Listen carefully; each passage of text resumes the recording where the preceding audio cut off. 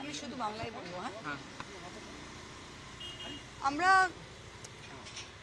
আমরা গতকাল পার্টির তরফ থেকে অভিষেক বন্দ্যোপাধ্যায় 20টি ইন্ডিভিজুয়াল দলত্যাগ বিরোধী আইনের ডিসকোয়ালিফিকেশন পিটিশন আমরা করেছি এবং সেটা প্রথমবার কোনোদিন ভারতবর্ষের গণতন্ত্রের ইতিহাসে কালেকটিভ ডিসকোয়ালিফিকেশন হয়েছে যে একসাথে 10 জন, একসাথে 12 জন।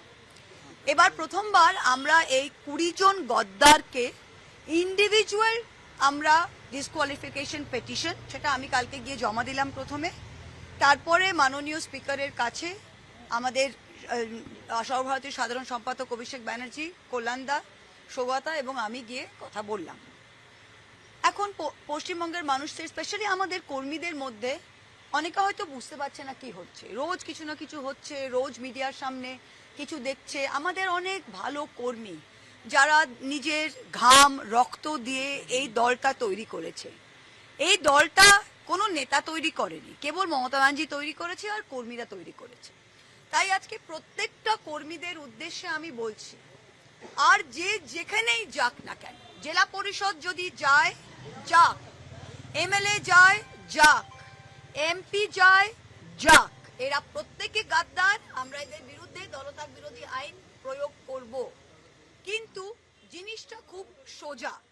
জিনিসটা কি, যে যদি আমি একজন সাংসদ, আমি একজন এমপি মহুয়া মৈত্র, আমি কৃষ্ণনগর লোকসভা কেন্দ্র থেকে তৃণমূল কংগ্রেসের টিকিটে জিতেছি, আমি 60,000 ভোটে জিতেছি এবং আমার মুখ দেখে কেউ ভোট দেয়নি, মমতা ব্যানার্জির মুখ দেখে ভোট দিয়েছে এবং আমি দলের প্রতীকে নির্বাচিত। প্রত্যেকটি সাংসদ, 28 জন সাংসদ, নুরুলদা মারা গিয়েছেন, 28 জন সাংসদই যারা রয়েছেন তারা তৃণমূল কংগ্রেসের নির্বাচিত সাংসদ, দে আর নট ইন্ডিপেন্ডেন্ট। আমাদের আসলে প্রবলেম কি, যে এটা দিদিমণিরও আমাদের আজকে বাধ্য হয়ে বলতে হচ্ছে যে আমরা যখন অনেক এমপি, সবার শিক্ষার মান তো এক হয় না, তো অনেকে নিজেরাই হয়তো কনস্টিটিউশন অফ ইন্ডিয়াটা কোনোদিন পড়েনি। 3টে জিনিস দেখতে হবে, এক হচ্ছে আইনত দিক থেকে দেখতে হবে, 2 হচ্ছে নৈতিক দিক থেকে দেখতে হবে, আর 3 হচ্ছে রাজনৈতিক দিক থেকে দেখতে হবে। প্রথমে আমি আইনত দিক থেকে দেখি। আইনে কিন্তু এটা একদম সাদা এবং কালো। আইনটা কি? আইনটা কনস্টিটিউশন অফ ইন্ডিয়া, দেশের সংবিধান, 10th শিডিউল। সবাই আপনারা এটাকে পরিষ্কারভাবে পড়তে পারেন। 10th শিডিউলে 2টো ধারা আছে। 2(1)A, 10th শিডিউলে 2(1)A তে কি লেখা আছে, যে কেউ যদি স্বেচ্ছায়, ভলেন্টারিলি তারা যদি নিজের মেম্বারশিপটা দিয়ে দেয় তবে সে ডিসকোয়ালিফাই হবে।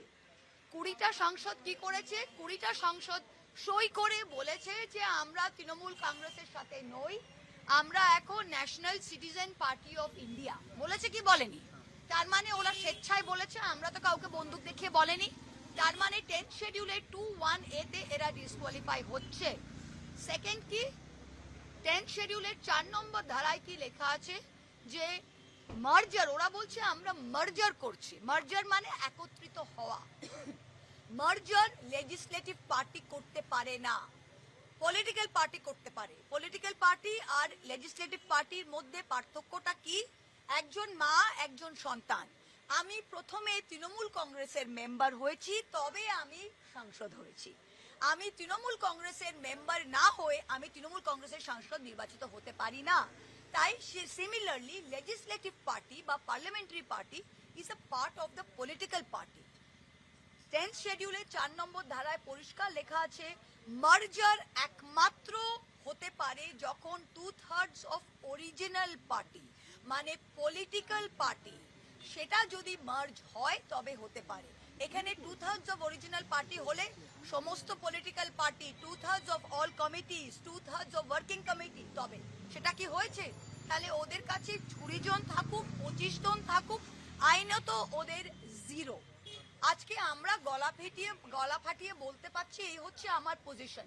একটা গদ্দারকে আমি চ্যালেঞ্জ করছি, ব্যক্তিগত আক্রমণে যাবেন না। অভিষেক কত খারাপ আর কে কি করেছে ওইসবে যাবেন না, আপনারা সোজা দাঁড়িয়ে মাটিতে দাঁড়িয়ে বলুন যে আইনত ভাবে আপনারা কোন ধারায় আপনারা বলতে পাচ্ছেন যে আপনারা অ্যান্টি ডিফেকশনে পড়বেন না। সেকেন্ড, নৈতিক দিক থেকে যদি আমরা দেখি, নৈতিক দিকে যদি দেখি তাহলে আপনারা বিজেপির লোকগুলো এখন আমাদের দিকে ডিম ছুড়ছে, পাবলিক ডিম ছুটছে না।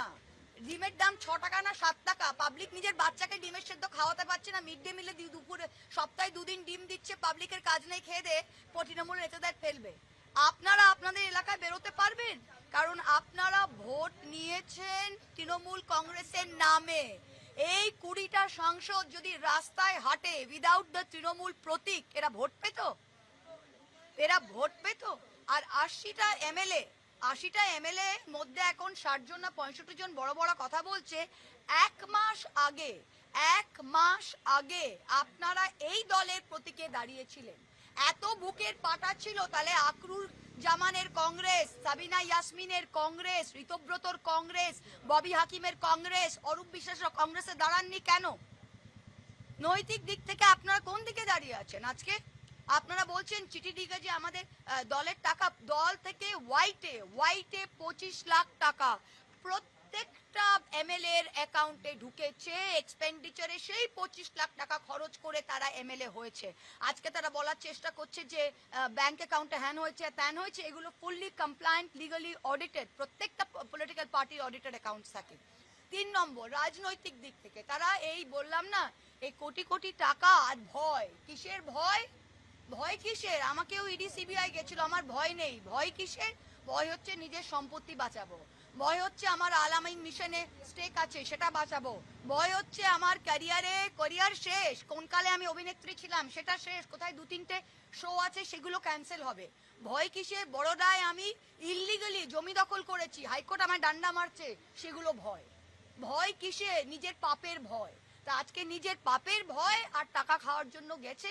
আমি লিখে দিতে পারছি যে এদের যদি এইটুকু রাজনৈতিক বা নৈতিক সেন্স থাকে, তৃণমূল কংগ্রেস পছন্দ নয়, নো প্রবলেম। অভিষেক পছন্দ নয়, নো প্রবলেম। মমতাদি কথা শোনে না আপনার, খুব ভালো। বাসনিয়া সাহেব আপনাকে কোনো অসিত মাল বলছে, আমায় কোনোদিন মমতাদি ডাকেনি। আল্লাদি 2বার এমএলএ এমপি হলেন মমতাদির মুখ না দেখে, তা যান না নিজের মুখে একবার লড়ে দেখান না। বাসনিয়ার বউ নিজে এমএলএ, সে এমপি, সে বলছে আমার সাথে ডিসকাশন হয়নি। ডিসকাশন হয়নি, তোর বউকে কি আমরা রাস্তা থেকে তুলে টিকিট দিলাম যে তোর সাথে ডিসকাশন হয়নি? মানে এগুলো যুক্তিহীন কথাবার্তা। আর আমি কর্মীদের বলছি, এদের যেতে দিন। প্রত্যেকটা জেলা পরিষদ, আজকে নদিয়া জেলা পরিষদ ওরা অনাস্থা আনছে, আমি বলছি ফেলতে দাও জেলা পরিষদ, 1 পয়সা দেব না।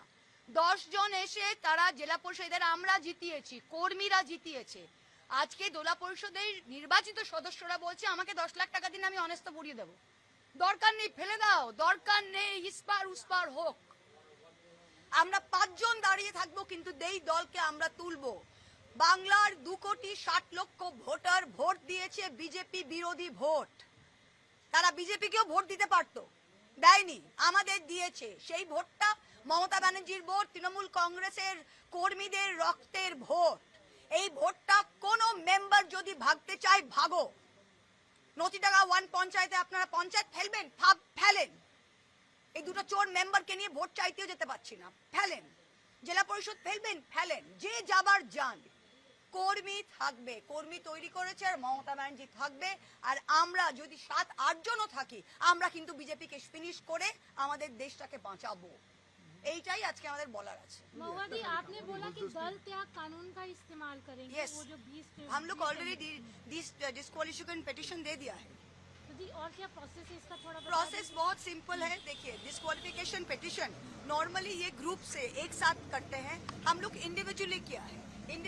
मिताली बाग के ऊपर किया है, शताब्दी राय के ऊपर किया है। हर केस में हम लोग ने एग्जाम्पल दिया है कि ये वॉलंटरीली कहा है कि हम तृणमूल कांग्रेस के साथ जुड़े नहीं चाहते हैं। दैट मीन्स 10th शेड्यूल का 2(1) में ये डिस्क्वालीफाई होता है, प्लस ये 4 में 10th शेड्यूल का पार्ट 4 में ये खुद ही बोला है कि हम क्या नेशनल क्या पार्टी है, जो पार्टी का नाम ही नहीं जानता है, उस एनसीपी पार्टी के साथ हम जुड़ेंगे। तो अब मर्जर तो आप लेजिस्लेटिव पार्टी कर ही नहीं सकते, तो आप पॉलिटिकल पार्टी तो हुआ नहीं है मर्जर हमारा।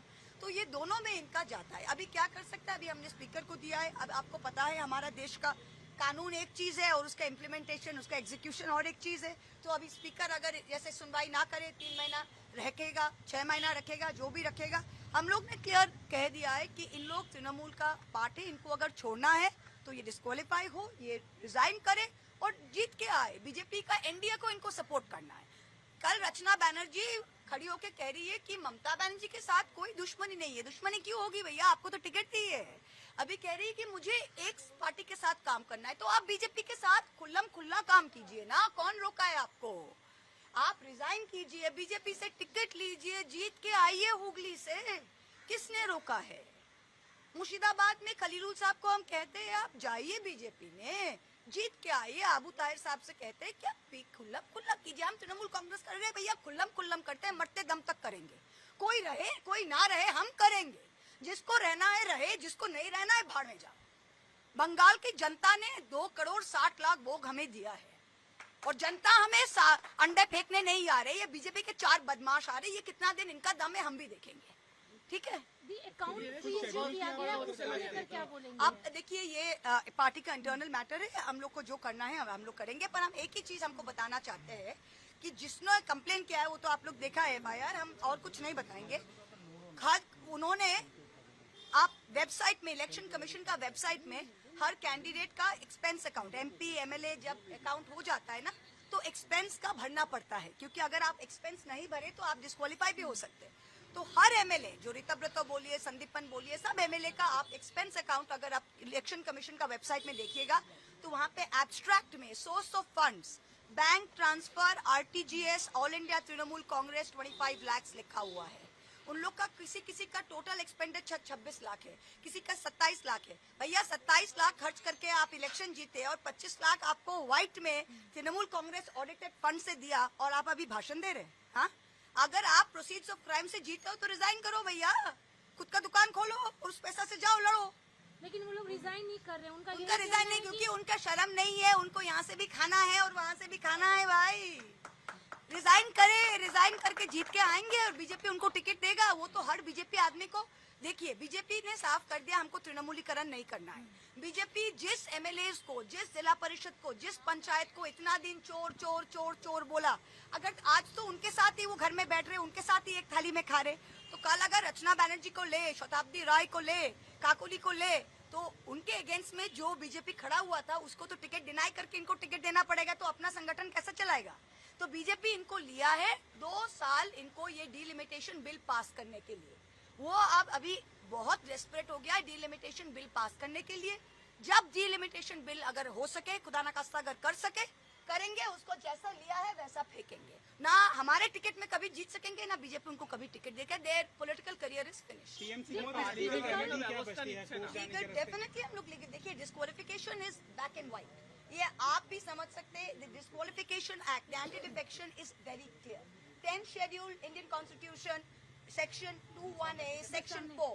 Plus, there is a very big Supreme Court judgment in the Shiv Sena case, Subhas Desai versus Principal Secretary Government of Maharashtra, which is a very recent case, जिसमें बहुत clearly बोला गया है कि political party और legislative party अलग है और legislative party without the political party कोई अलग ना कोई group हो सकता है ना हम अलग बैठेंगे। अलग भैया क्या भैया, वेजिटेरियन नॉन वेजिटेरियन सेक्शन है क्या शादी बाड़ी में कि आज आप शनिवार है आप वेजिटेरियन, आप वहाँ वेजिटेरियन बैठ जाए?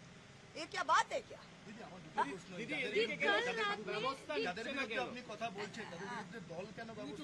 আমরা তো কালকে দেখুন, এরা তো সবকিছু চুপি চুপি চুপি চুপি করছে। দল কখন ব্যবস্থা নেবে? এখন কেউ যদি কি হয়, ওরা গিয়ে, আমি একটা বিজেপি প্রোগ্রামে গেছি, কে কেন গেছেন? না দিদি কি করব। আচ্ছা ভাই একটু চুপ করেন না, ডিস্টার্ব করছেন কেন? Please please please let me answer না, आप चुप कीजिए ना। আমাকে আপনি জিজ্ঞেস করলেন যে দল কেন ব্যবস্থা নিচ্ছে না। আচ্ছা, একজন আজকে, এরা তো কিছু খুল্লাম খুল্লে তো চোর ডাকাতের দল, এরা তো খুল্লাম খুল্লা কিছু করছে না। আজকে গিয়ে এর সাথে ডিনার জবে যাচ্ছে, তার আগের দিন রাত্রির 12টায় আমি ফোন করলাম, হ্যাঁ আমি আছি, পরের দিন ফোন সুইচ অফ। তো এদের তো কোনো মানে ওপেনলি, আমরা যেরকম ছাতি ফাটিয়ে করছি ওরা তো ওপেনলি করছে না। আমরা আজকে গেছি, আমি যেরকম জিজ্ঞেস করলাম জেপি সাহেব আপনি এখানে গেছেন কেন? আরে কি করব, ভিডিও ডেকেছিল, চাপ দিয়েছিল, গেছিলাম। বুঝতে পারলে? তো এগুলোর বিরুদ্ধে তো আপনি পথ নিতে পারেন না। যখন ব্ল্যাক এন্ড হোয়াইট, যখন ওরা স্পিকারকে চিঠি লিখে ওপেনলি বললো যে আমরা 20 জন এনসিপিআই তে যোগ দিচ্ছি, তখন তার দুদিনের মধ্যে আমরা কিন্তু ডিসকোয়ালিফিকেশনটা মুভ করেছি।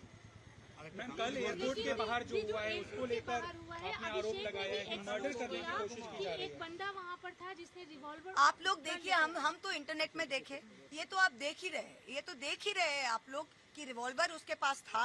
और कोई एयरपोर्ट से आ रहा, आज हम एयरपोर्ट से आए, सोनू आप भी दिल्ली जाते आते आप सब एयरपोर्ट से आए। अच्छा, airport is a secure place, yes or no? How can anyone in the presence of CRPF enter the airport with any sort of arms and ammunition? Whose responsibility is it? Abhishek is the leader of our party, और ये हम बार बार बोल रहे हैं ना, ये दिखाना चाहते हैं कि जनो आक्रोश, ये कोई जनो आक्रोश नहीं है, ये बीजेपी का युवा मोर्चा, बीजेपी का महिला मोर्चा, बीजेपी का जितना है, ये दिखाना चाहते हैं। एंड दिस इज, देखिए ये कितना दिन करेगा, लोग तो देख रहे हैं। This is jungle law, this is break down of law and order. इतना दिन उन लोग तृणमूल को बोलते थे कि तृणमूल ये किया, तृणमूल क्यों क्या, आज वो जो कर रहे हैं वो तो सब कोई देख रहा है। Of course they have done it. PM Delhi PM Kolkata में কাকুলি ঘোষ দোস্তের আজকে বলেছেন যে তাদের বিরুদ্ধে একটা অভিযোগ তোলা হচ্ছে, তারা নাকি 4 কোটি টাকা 5 কোটি টাকা নিয়ে তারা ভালোবাসে তারা গেছে, আইনের দ্বারস্থ আজ হবেন। নিশ্চয়ই হবে। আমি ইনভাইট করছি, ওরা ভালোবাসায় গেছে।